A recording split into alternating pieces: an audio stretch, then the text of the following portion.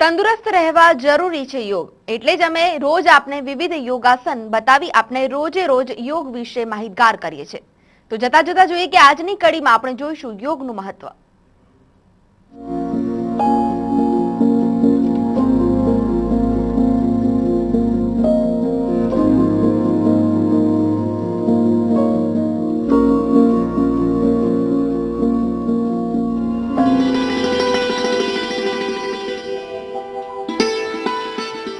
યોગમમાં આપનું સ્વાગત છે। આજે આપણે જે યોગ અભ્યાસમાં આસન કરીએ છીએ તે આસન એટલે કે યોગાસનની કેટલી અગત્યતા છે એ વિશે વાત કરીશું। યોગ અભ્યાસનું મહત્વનું અંગ છે એટલે કે મહર્ષિ પતંજલિ રચિત અષ્ટાંગ યોગ છે, તેનું ખૂબ અગત્યનું અંગ ત્રીજું અંગ છે યોગાસન। આ યોગ અભ્યાસ કરીએ તેની કેટલી બધી અગત્યતા છે જ, પણ આસન આપણું શરીર અને મનને સ્વસ્થ રાખે છે।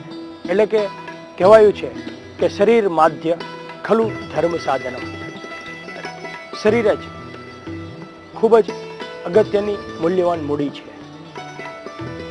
આપણે જ્યારે અભ્યાસ કરીએ છીએ, યોગ અભ્યાસ કરીએ છીએ, તેના આસનો અને આપણે જે કસરત કરીએ છીએ તેની ક્રિયા, આ બંને વચ્ચેનો પણ આપણે તફાવત ડિફરન્સ જાણવો જોઈએ। આપણે કસરત કરીએ છીએ ત્યારે ખાસ આપણે મનને એકાગ્ર કરવાની કોશિશ કરીએ છીએ, પરંતુ ત્યાં કોઈ ચિત્તને કોઈ એક જગ્યાએ લગાવવાનું નથી, ત્યાં કોઈ બંધ નથી કરવાનો, શ્વાસોશ્વાસની ક્રિયાઓ પર ધ્યાન નથી રાખવાનું। એટલે આપણે કોઈ પણ ક્રિયા કરતા સાથે સાથે કસરત કરીએ છીએ। જ્યારે આપણા ઋષિમુનિઓએ પ્રાચીન સંસ્કૃતિએ અભ્યાસ કરીને જે યોગ અભ્યાસ આપ્યો એમાં એક ખાસ યોગાસન આપ્યા। તેની અંદર યમ નિયમ છે, આસન છે, પ્રાણાયામ છે, મનને સ્થિર કરવા માટે, ચિત્તને એકાગ્ર કરવા માટે, બંધ મુદ્રા અને 7 ચક્રો, સપ્ત ચક્રો તેના ઉપર સ્થિર કરવાની રીત તેમને સમજાવી। આ બધી ક્રિયા સાથે જો યોગ અભ્યાસ કરવામાં આવે ને તો ઘણો જ બધો અને સૂક્ષ્મ ફાયદો થતો હોય છે।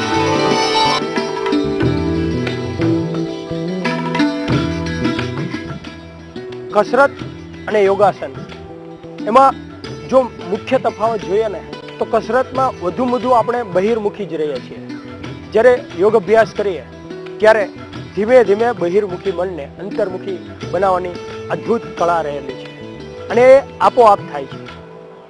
આવા સુંદર મજાના આસનો, સારા લાભ થતા એવા આસનોનો અભ્યાસ શું લાભ આપે છે, તેની શું મહત્વતા છે, તેના વિશે આપણે જાણીએ। યોગ અભ્યાસ જ્યારે પણ કરીએ ને ત્યારે ધીમે ધીમે મન સૂક્ષ્મ થતું જાય છે, શરીર સ્વસ્થ થતું જાય છે।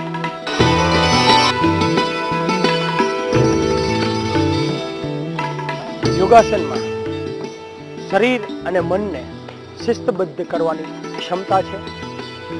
યોગાસન ઉત્સાહ અને સ્ફૂર્તિને વધારે છે, ચિત્તને એકાગ્ર કરે છે।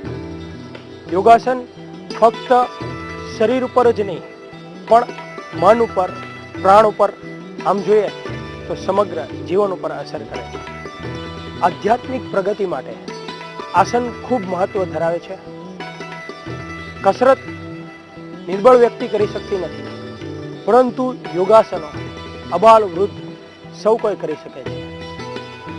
યોગ અભ્યાસ દ્વારા કહીએ તો એક રોગી વ્યક્તિ નિરોગી બની શકે છે। યોગ અભ્યાસનો અભ્યાસ કરીએ ત્યારે ખાસ ધ્યાન રહે કે આપણી શારીરિક અવસ્થા કેવી છે, આપણી શક્તિ કેટલી છે, તેનો ધ્યાનમાં રાખીને અભ્યાસ કરવો જોઈએ। કારણ કે કોઈ પણ વ્યક્તિ હોય એ યોગ અભ્યાસની ઈચ્છા જાગે એટલે ગમે ત્યાં, ગમે તે સ્થળે, ગમે તેમ કરીને બળપૂર્વક આસન બાંધવાનો પ્રયત્ન કરે છે, અથવા તો કોઈ કષ્ટદાયક અથવા તો એડવાન્સ આસનો જોઈને અભ્યાસ કરવાનો પ્રયત્ન કરે છે, તેનાથી અભ્યાસ અથવા તો યોગાસનોનો લાભ નથી મળતો, પરંતુ નુકસાન થઈ શકે છે। એટલે આપણી અવસ્થાને યોગ્ય કયા આસનની જરૂરિયાત છે તે યોગ શિક્ષકની માર્ગદર્શનની હાજરીમાં અભ્યાસ કરવો, દેખાદેખી સાથે કે કોઈ પણ નિદર્શન જોઈને અભ્યાસ ન કરવો। યોગ અભ્યાસને લગતી વિવિધ માહિતીઓ સાથે યોગમમાં ફરી મળીશું. ત્યાં સુધી રજા આપશો. નમસ્કાર.